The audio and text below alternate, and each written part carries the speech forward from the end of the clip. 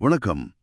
இன்னைக்கு நாம இளம் பாடகி நெஸ்ஸா பேரட் பத்தின ஒரு இன்டர்வியூவோட முக்கிய பகுதிகளை அலச போறோம். ஆமா, அவங்க வாழ்க்கை, அப்புறம் திடீர்னு கிடைச்ச புகழ், மனநலம், உறவுகள்னு நிறைய விஷயங்கள் பத்தி பேசியிருக்காங்க. அவங்க 17 வயசுல வீட்டை விட்டு ஓடுனது, அப்புறம் சோஷியல் மீடியால எதிர்பாராம கிடைச்ச பிரபல்யம், தனிமை, மனநல போராட்டங்கள், ம், பொதுவெளியில பிரேக்கப்ஸை எப்படி ஹேண்டில் பண்ணாங்க, கடைசியா எப்படி தனக்கான ஒரு வலிமையையும் உண்மையையும் கண்டுபிடிச்சாங்கன்னு எல்லாத்தையும் பத்தி இதுல பார்க்கலாம். சரி.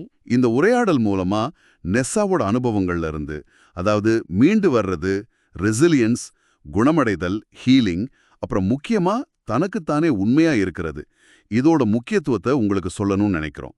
சரி, இதுக்குள்ள ஆழமா போவோம். முதல்ல அவங்க கனவுக்காக 17 வயசுலயே கலிஃபோர்னியாவுக்கு போயிருக்காங்க.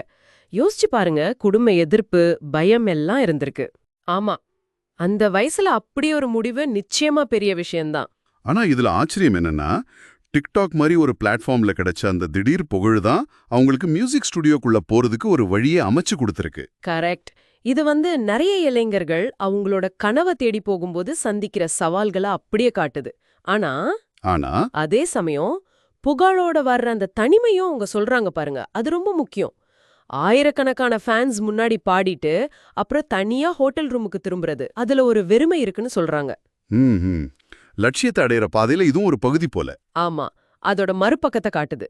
அடுத்து மனநலம் பத்தி பேசும்போது அனனெக்சியா, அதாவது அந்த உணவு பழக்கத்துல வர்ற ஒரு தீவிர பிரச்சனை, அதோட போராடினதை பத்தி ரொம்ப ஓப்பனா சொல்றாங்க. ஆமா, குறிப்பா அந்த டூர் போகும்பொழுது ரொம்ப கஷ்டமா இருந்துச்சுன்னு சொல்றாங்க. சக்தி வேணும்னு சாப்பிடணும், ஆனா உடல் தோற்றம் பத்தின கவலை. ஓ, இதுல நாம கவனிக்க வேண்டிய ஒரு விஷயம் என்னன்னா, ஹெல்த்தியா இரு அப்படின்னு நம்ம சாதாரணமா சொல்ற அட்வைஸ் கூட இந்த பிரச்சனையில இருக்கிறவங்களுக்கு ரொம்ப நெகட்டிவா படலாம். ஆமாமா, அது சரிதான். வெறும் அறிவுரையை விட அன்பு, சப்போர்ட், பொறுமை, இதுதான் ரொம்ப முக்கியம்னு இது புரிய வைக்குது. ஏன்னா குணமடைதல்ங்கிறது ஒரே நேர்கோட்ல போற பயணம் இல்லையா? நீங்க சொல்றது கரெக்ட். ஏற்ற இறக்கங்கள் இருக்கும்.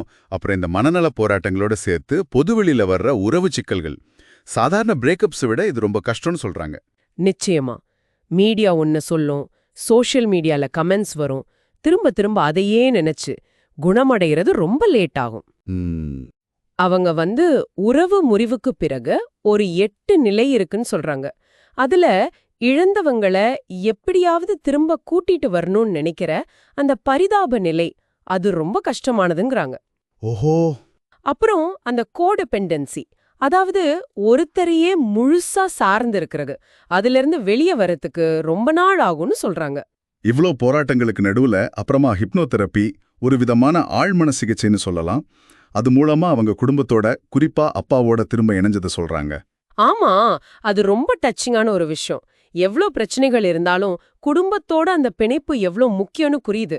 அப்புறம் மேடையில அவங்க செய்யற அந்த பர்ன் பாக்ஸ் சடங்கு, அதுவும் இன்ட்ரெஸ்டிங்கா இருக்கு. ரசிகர்கள் அவங்க கவலையை எழுதி போட அதை எரிக்கிறது. ஆமா, அது ஒரு கூட்டு குணமடைதல் மாதிரி, ஒரு ஷேர்டு ஹீலிங் எக்ஸ்பீரியன்ஸ், ரசிகர்களோட சேர்ந்து ஒரு பயணம் மாதிரி. நல்ல ஐடியா. இதுல ரொம்ப முக்கியமா நான் பாக்குறது சுய அன்பு, செல்ஃப் லவ் அவங்க எப்படி வளர்த்துக்கிட்டாங்கன்னு. மத்தவங்க என்ன சொல்றாங்கங்கிறத விட, ஆமா, தன்னோட கடந்த கால கஷ்டங்கள், அதிலிருந்து மீண்டு வந்த தன்னோட வலிமை, தன்னிடம் இன்னும் இருக்கிற இந்த நல்ல குணம், இதையெல்லாம் நினைச்சு பாக்குறதே சுய அன்புக்கு ஆதாரம் சொல்றாங்க.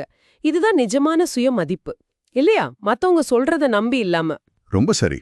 கடைசியா இளங்கலைஞர்களுக்கு அவங்க சொல்ற அட்வைஸும் நல்லா இருக்கு. உங்க டீம் கிட்ட உண்மையா இருங்க, உங்களுக்காக நில்லுங்கன்னு. ஹிட் பார்ட் கொடுக்கணும்னு உங்களோட ஒரிஜினல் ஸ்டைல விட்டுறாதீங்கன்னு சொல்றாங்க. கரெக்ட். ரொம்ப யதார்த்தமான அறிவுரை.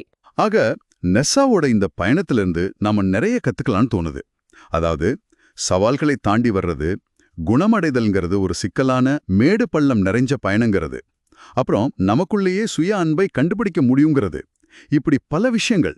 ஆமா, அவங்க சொன்னது போல உங்களுடைய கடந்த கால போராட்டங்களையும் நீங்க எவ்ளோ தூரம் கஷ்டப்பட்டு வந்திருக்கீங்கன்னு நினைச்சு பாக்குறது, அது இன்னைக்கு உங்க மேலேயே உங்களுக்கு இரக்கத்தையும் செல்ஃப் கம்பேஷனையும் உங்களுக்கான வலிமையும் எப்படி அதிகப்படுத்தும்? இது நீங்க கொஞ்சம் யோசிச்சு பார்க்க வேண்டிய ஒரு கேள்வி.